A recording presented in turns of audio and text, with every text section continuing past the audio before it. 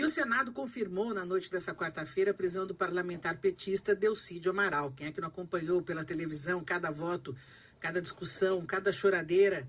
A detenção do senador foi determinada pelo STF a pedido do Procurador-Geral da República. Foi a primeira vez na história do Brasil que um parlamentar foi preso durante o exercício do mandato.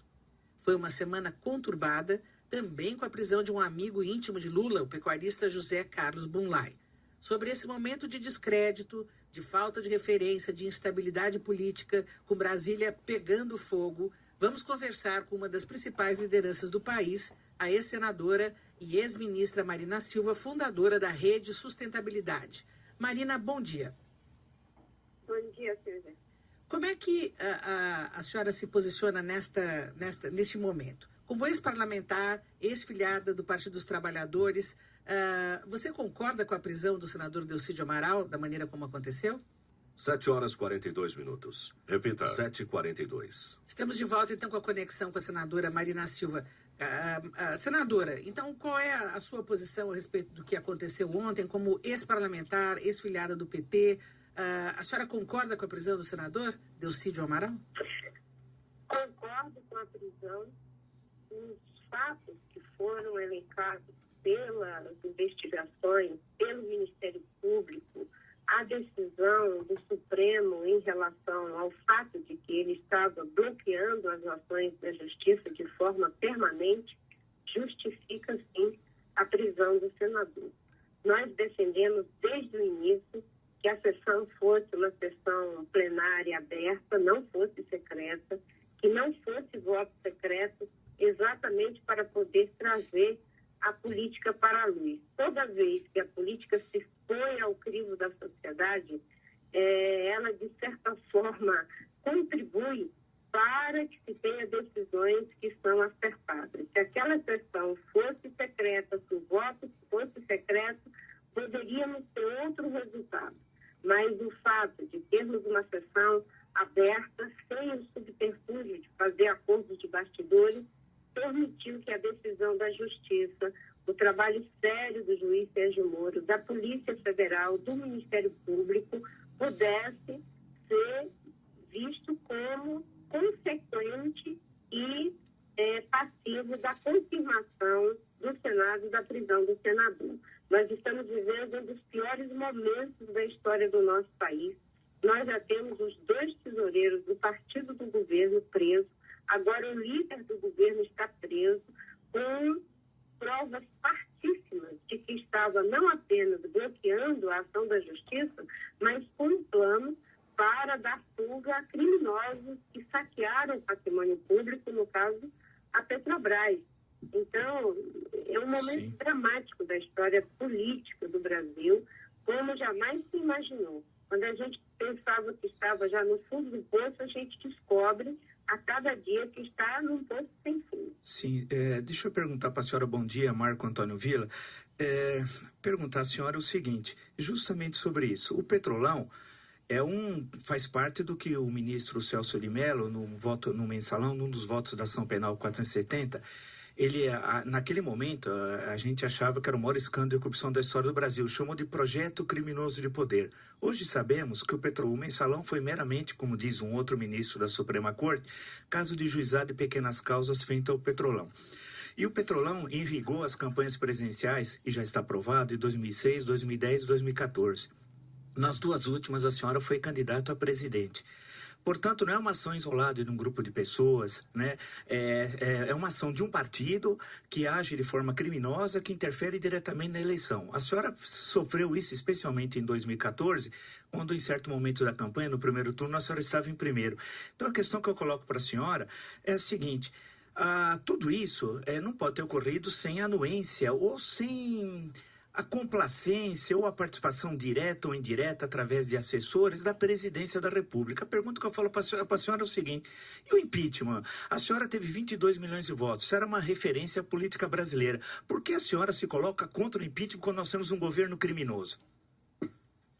Em primeiro lugar, impeachment não se fabrica, ele se explicita nas investigações. O que aconteceu em relação ao Delcídio foi uma explicitação de uma investigação feita pela Justiça que leva necessariamente a uma ação peremptória da sua prisão e, consequentemente, da punição pelos crimes que praticou.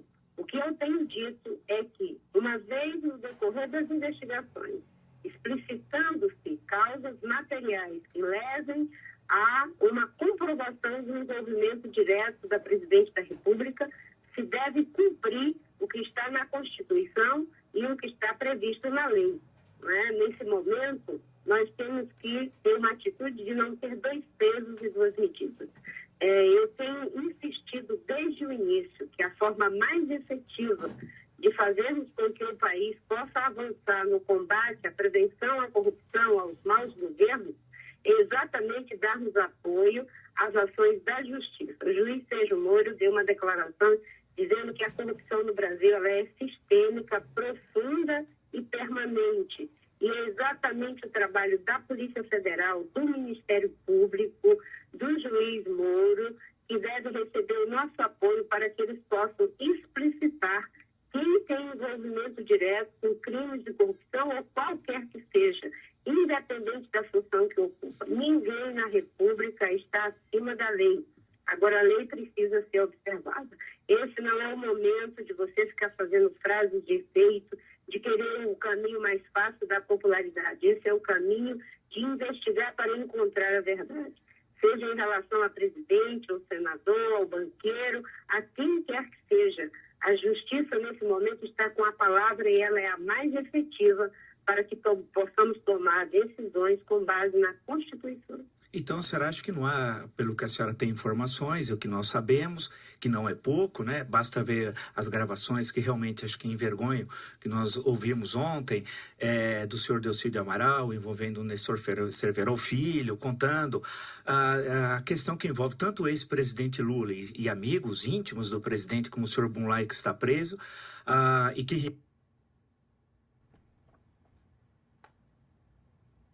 Solicitarem fatos de envolvimento direto, que é o que diz a Constituição, cumpra-se a lei, seja em relação a quem quer que seja. Essa não é uma opinião isolada minha, é uma opinião de vários juristas, inclusive do próprio presidente Fernando Henrique Cardoso, que é do PSDB. O que nós temos nesse momento é evitar fazer o que foi feito até agora no Congresso Nacional.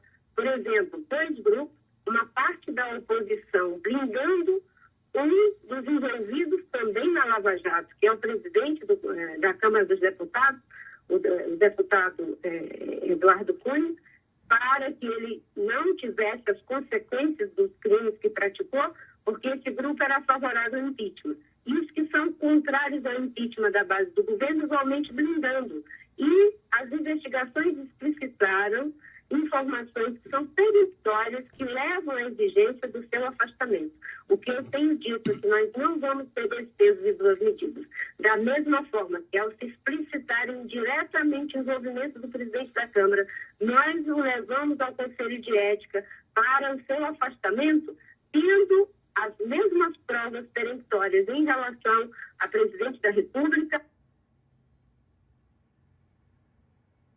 aplica-se a mesma medida. Esse é um momento grave e não estamos, em hipótese alguma, fazendo qualquer tipo de blindagem a quem quer que seja. O que nós queremos é que as investigações possam acontecer com independência como estão acontecendo, sem essa história de querer instrumentalizar a crise para se promover politicamente. Esse é o momento de passar o Brasil a limpo em relação a quem quer que seja. Novas informações estão sendo trazidas, essas informações com certeza terão um desdobramento que a justiça já está com ele a caminho, porque eles são detentores das informações. A todo momento nós estamos sendo informados de coisas que nos deixam perplexos, mas esse é o momento do Brasil confiar nas instituições. São as instituições que vão explicitar de quem quer que seja, seja da Presidente da República, seja dos senadores, deputados, quem quer que seja, qual é o seu nível de envolvimento para que as medidas cabíveis, de acordo com a Constituição, possam ser tomadas, e é isso que eu tenho defendido. Não é fácil ter uma postura que coloca em primeiro lugar a justiça do que a frase de efeito para se promover. Mesmo depois de ter passado tudo que eu passei numa campanha de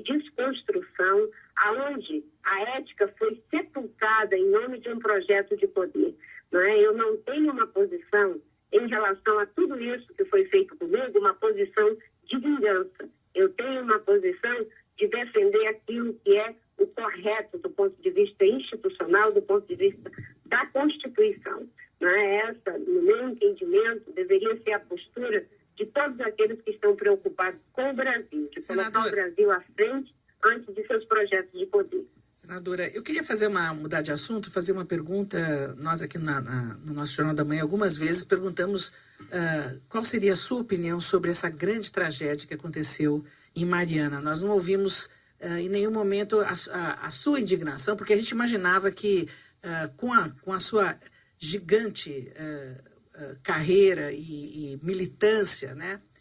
Como ex-ministra do Meio Ambiente, que a senhora estaria presente até à frente aí para ajudar os brasileiros a cobrar dos responsáveis uma resposta à altura da desgraça que aconteceu. Por que a senhora não se mostrou presente nesse momento? Eu estou presente. Mas a gente não ouviu a senhora. A gente não ouviu a sua opinião, a senhora não esteve lá. Eu fiquei, pessoalmente, eu sou uma admiradora da sua militância, fiquei desapontada. Veja bem, eu estou presente da forma que eu tenho meios para ser efetivo. Hoje eu não tenho mais um mandato. E eu tenho uma postura ética de não instrumentalizar uma situação dessa para a promoção política. Eu já vi muitos políticos, durante a minha vida, chorarem sobre cadáveres de índios, de trabalhadores rurais, e depois fazerem exatamente o contrário quando estão no poder. Quando eu fui ministra do Meio Ambiente, eu paguei um preço caríssimo por colocar termos nos licenciamentos, por trabalhar para evitar concretamente, efetivamente, esse tipo de desgraça. Eu estou trabalhando para que a gente possa apresentar medidas legais que sejam efetivas, que possam tornar crime hediondo esse tipo de crime ambiental. E isso é um trabalho. Obviamente que quando sou perguntada, eu falo sobre aquilo que estou fazendo. Agora, fazer qualquer ação pirotécnica para me promover politicamente em cima de pessoas que estão ali soterradas na lama, isso eu jamais vou fazer. O que eu estou fazendo é um trabalho de conversar com pessoas, de conversar com advogados, para ver como é que a gente pode tornar efetivas ações que possam prevenir e punir com maior gravidade o que aconteceu lá em Minas Gerais. Mas com a sua experiência... de aprovar uma... Com a sua experiência nesse momento, a Vale, as mineradoras todas não deveriam se responsabilizar e culpadas, e, enfim, a gente está vendo que está acontecendo, cada vez o desastre ecológico aumenta e a gente vê aquele silêncio, né? aquela cara de paisagem de todos, vamos tomar as providências, a gente vê cada vez mais aumentando o prejuízo e uma militante como a senhora nesse momento poderia não explorar a desgraça alheia, mas realmente nos representar. Mas eu estou representando, Silvia. Agora você tem que... Eu conheço você, respeito você. Você sabe da diferença de quando se tem um mandato e quando não se tem um mandato. Hoje eu não sou, ainda que seja uma liderança política, eu não tenho mandato, eu não tenho espaços efetivos para fazer o trabalho que quem teria um mandato pode fazê-lo. Entendi. Eu posso cobrar, sim, das autoridades. Agora, diante de um governo em que a presidente da República foi ministra de Minas e Energia, chefe da Casa Civil e presidente da República, e acontece uma coisa dessa e medidas efetivas não são tomadas, e achar que eu deveria fazer isso sem ter um mandato, sem ter uma responsabilidade institucional, a não ser o trabalho que faço para ajudar os parlamentares que temos agora, que acabou de ser criada uma bancada, para que se tenha uma ação efetiva e não apenas de promoção. Nós estamos estudando a possibilidade de ver como é que se torna esse tipo de crime hediondo, para que os diretores, para que os responsáveis pelo crime ambiental possam ser efetivamente punidos. Medidas que possam, mas isso tem que ser feito à luz da legislação, fazer com que seus bens possivelmente possam ser bloqueados. Isso são ações efetivas que têm que ser feitas. Tá certo. Mas isso depende da avaliação de juristas e de iniciativas que o próprio Poder Legislativo pode fazer. O senador apresentou projetos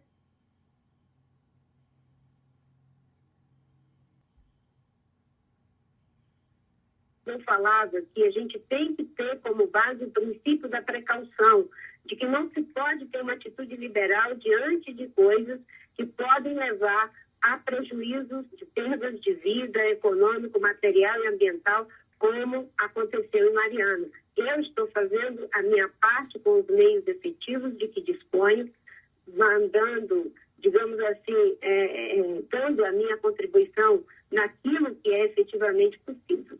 Agora, obviamente que existem medidas que podemos fazer. Por exemplo, essa iniciativa de tornar os crimes ambientais crimes hediondos pode ser um projeto de iniciativa popular. Isso é uma ação efetiva, mas você tem que ter primeiro a efetividade da ação. A política está desmoralizada porque as pessoas primeiro pensam na frase de efeito, como é que elas fazem para aparecer, sem a consequência da efetividade daquilo que está fazendo. Tá certo. A minha vida toda foi assim. Eu queria agradecer muito de fazer aquilo que é efetivo e não aquilo que me leva a me promover. Tá certo. Eu queria agradecer muito a sua participação aqui no nosso Jornal da Manhã, ex-senadora, ex-ministra Marina Silva, fundadora da Rede Sustentabilidade. Muito bom dia e obrigada pela sua entrevista aqui para o nosso Jornal da Manhã.